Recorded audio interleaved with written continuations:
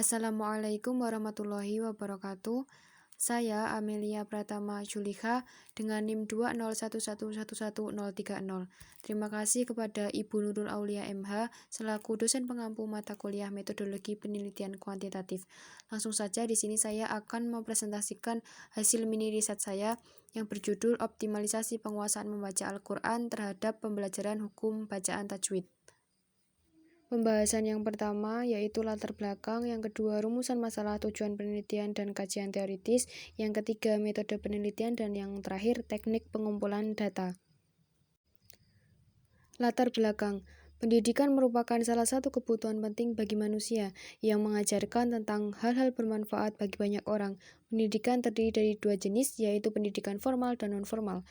Taman Pendidikan Quran merupakan salah satu pendidikan non-formal yang memiliki peranan besar dalam membangun kemampuan spiritual masyarakat sejak dini.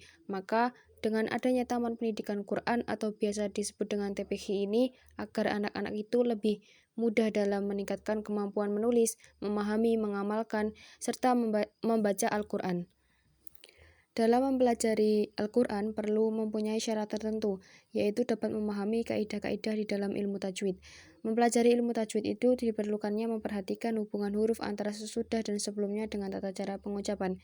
Maka diperoleh informasi bahwa Taman Pendidikan Quran Nurul Iman dengan di tengah kesibukan aktivitas yang sangat padat ini, masih ada sebagian dari orang tua yang masih mempunyai kesadaran akan pentingnya agama bagi anak-anak mereka. Maka terdapat sebagian dari kajian muslimah ibu-ibu yang mengikuti TPQ tersebut. TPQ ini dilaksanakan 3 kali dalam 1 minggu. Problematika yang terjadi yaitu masih rendahnya minat membaca Al-Quran yang datang dari anak itu sendiri. Yang kedua, sulitnya mengaplikasikan kaidah ilmu tajwid dalam membaca Al-Quran.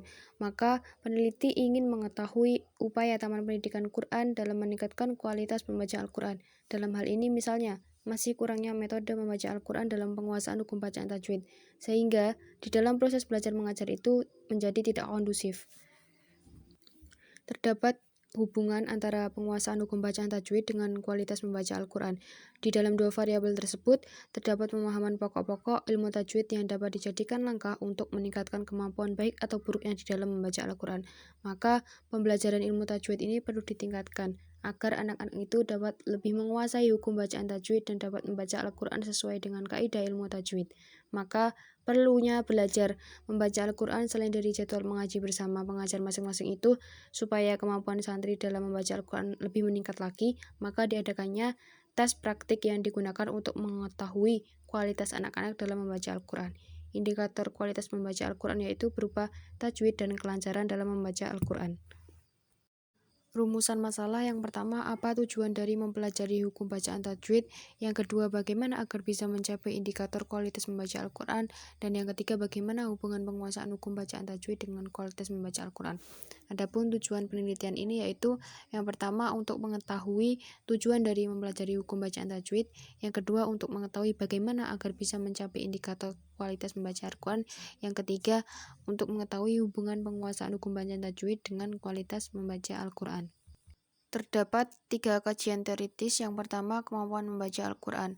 Rauf menyatakan bahwa kemampuan membaca Al-Quran ini adalah suatu hal yang penting dalam proses pembelajaran anak dan memperhatikan kaidah syar'i, sebagaimana yang telah dijelaskan di dalam kaidah ilmu tajwid.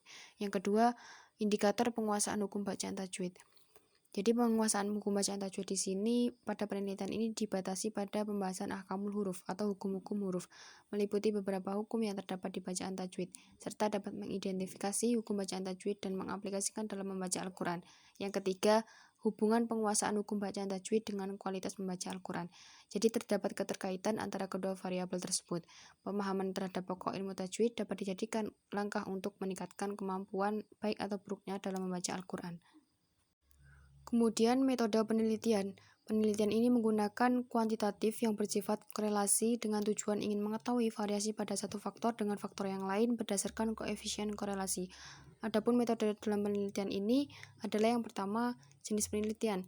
Penelitian ini menggunakan survei yang mengambil dari sampel dari satu populasi dan menggunakan kuesioner sebagai alat pengumpul data. Maka yang menjadi alat untuk menggali data nanti bisa berupa wawancara, observasi, data dokumen, ataupun melalui kuesioner. Kemudian yang kedua, data dan sumber data. Terdapat data primer dan data sekunder.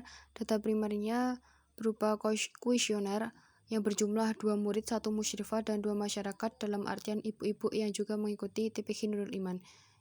Kemudian data sekundernya berupa artikel, jurnal, serta situs di internet yang berkaitan dengan penelitian yang dilakukan. Kemudian yang ketiga, lokasi penelitian.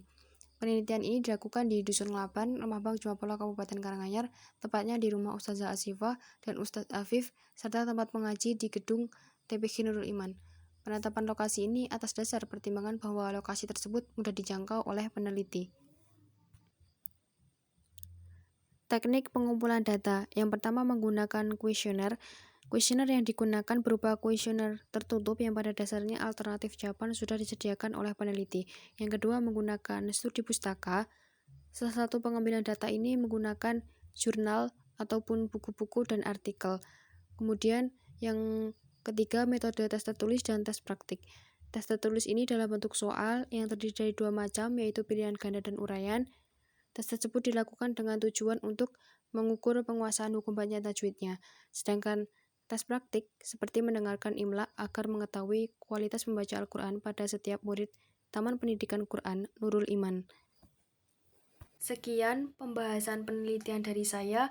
Terima kasih. Bila ada salah kata saya mohon maaf. Wassalamualaikum warahmatullahi wabarakatuh.